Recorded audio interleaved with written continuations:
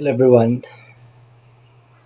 In this video, we will going to discuss the 7 types of ship stresses and measures on board to counteract the effect of ship stresses.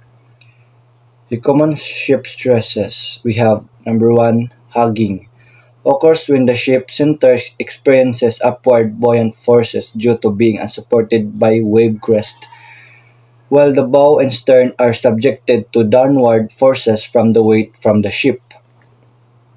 Effect: the ship's nail bends upward in the center, stressing the upper deck in tension and the bottom in compression.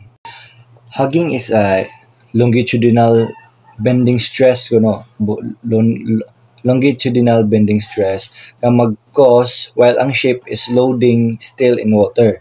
Hugging is a stress of a ship stress that causes nga mag-cause ang ship's keel or hull to bend upward at a midship sa tunga. Tanawan diyang effect ko ang load concentration is naa sa isig katumoy sa ship. Nga ang isig katumoy sa ship is na down nga ang isig katumoy sa ship is na bend downward.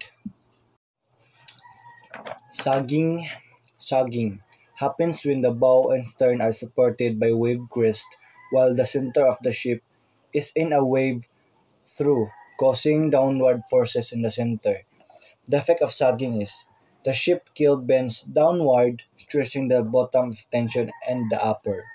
Kung sagging pod ang hisgutan is, ang sagging kuno kay kung ang load concentration is nasa center or sa tunga, the structure tends to bend downwards in the middle sa tunga. Tanawan niyo sa picture kung unsa ang forma.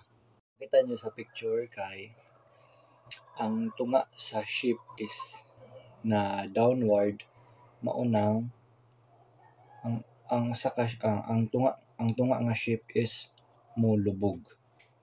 Okay. Rocking is a side-to-side distortion of ship structure causing by rolling and heavy seas. Effect of rocking stresses and ship transverse frames and bulkheads. The rocking stress occurs when a ship rolls in a seaway, causing the ship side to become deformed. Kini nga deformation nagresulta sa lateral movement of the deck relative to the bottom structure nga naglead to vertical movement of a side shell relative to each other. Panding or slamming is the repetitive and the forceful impact of the bow or flat bottom section of the hull against waves when the ship moves at high speed or the rough seas. Effect of pounding causes localized damage to the bow or keel area. At the time of heavy weather, the ship may be heaving and pitching.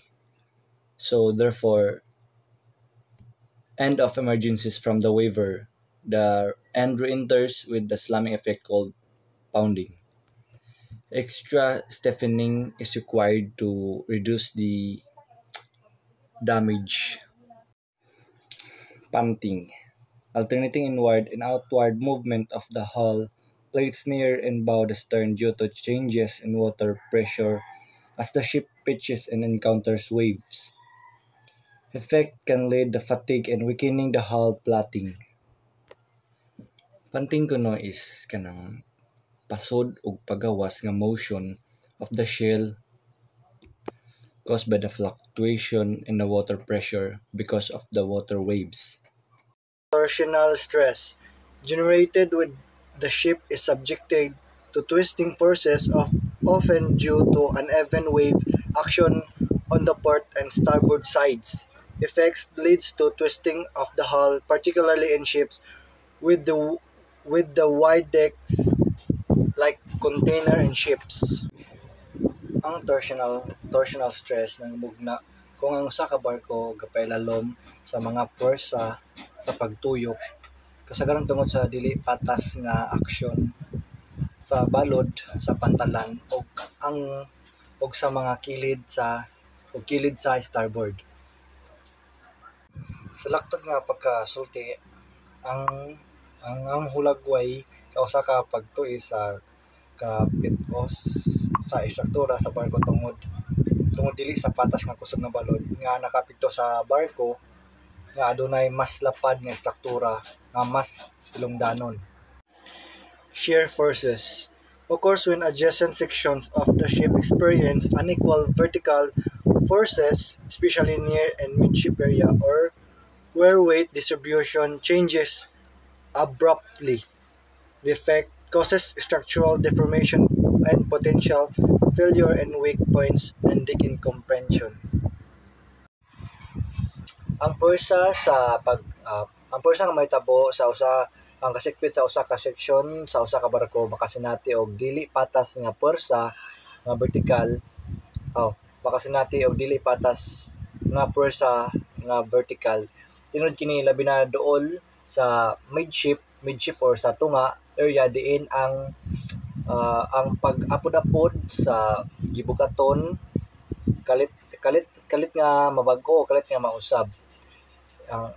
Kini ang hinungdan sa structural deformation o potential nga kapakyasan sa punto. Sa laktod nga pagsulti sa matang o kapit-os gipanabo sa nga dili patas sa pag-apod-apod sa mga vertikal nga puwersa sa usa ka barko nga pwede mo mosangkot sa usa ka nga mosangkot sa kadaot sa istruktura sa usa ka barko.